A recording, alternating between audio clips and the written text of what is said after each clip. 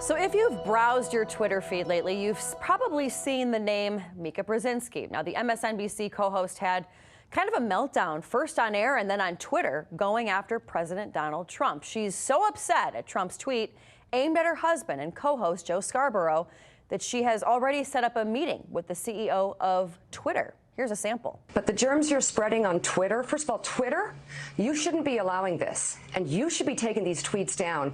And you should be ashamed of yourself. You'll be hearing from me on this, because this is BS. But Donald, you're a sick person. You're really a cruel, sick, disgusting person. And there you have it. Joining me now to discuss this, who is not cruel, sick, and disgusting, the host of Politicking, Larry King. Hey, Larry, good to see you again, my birthday buddy. All right, so Larry, there's this term going around with the young ones like us, this term called going Karen, or can I speak to the manager? Now, it's been blowing up all over Twitter, Reddit, Facebook, all about people being tattletales. Now, you're a parent, I'm a child, so I'm sure you've seen your kids tattletale on each other, and sometimes it's a good thing. You find some stuff out, right? Is what Mika is doing, though, is this really tattling, or is this actually just her being a proactive journalist? I know she's being a proactive wife. Oh. I understand completely where she's coming from. Her husband is being not directly accused by the president, but certainly hinting at this murder, or the president hinting at a murder of an assistant to Scarborough years ago. And Mika would like Twitter to take it off. I know Jack Dorsey. I don't think he will, because he said that any world leader who sends out anything, Twitter is almost obligated to carry. Her only other course, as Joe's only other course, is to sue the president, which you can't do until he's out of office. They could sue Twitter. Wouldn't that be interesting? For Twitter's carrying something of a salacious nature. And I wouldn't be surprised if they did, because they're really ticked.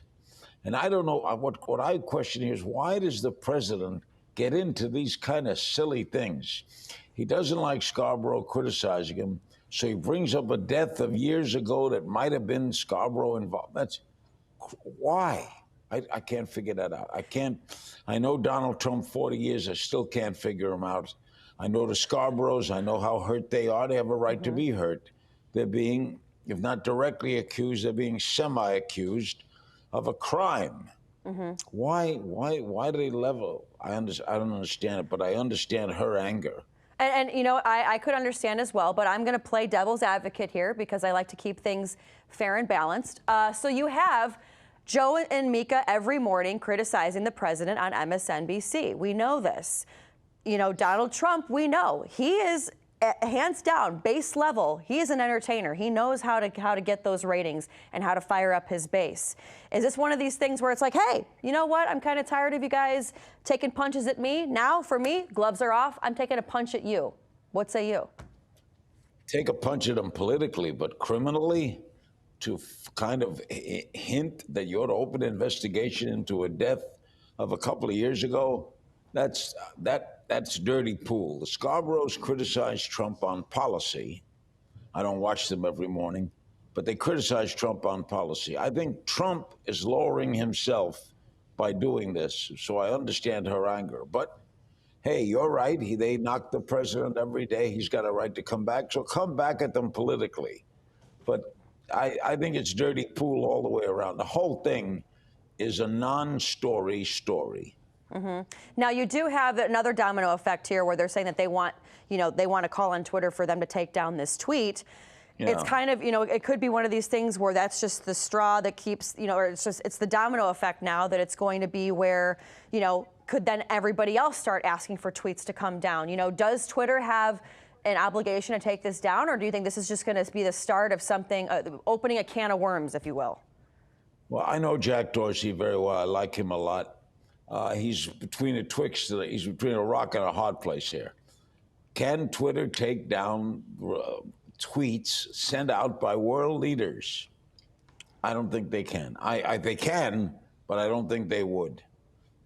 It's just, I believe in free speech. You can say what you want.